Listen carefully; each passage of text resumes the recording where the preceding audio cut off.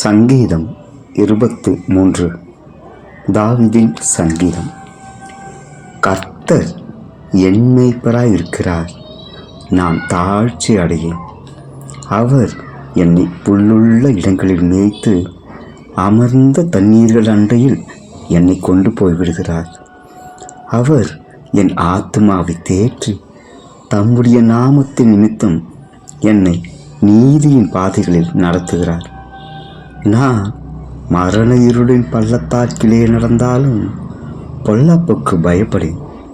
தேவரே, என்னோட கூட இருக்கிறீர். உமது கோலும் உமது தடியும் என்னை தேற்றும்.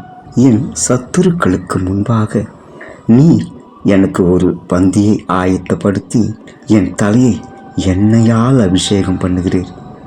என் பாத்திரம் நிரம்பி வழிகிறது. என் ஜீவனுள்ள நாளெல்லாம் நன்மையும் கிருபையும் என்னை தொடரும்.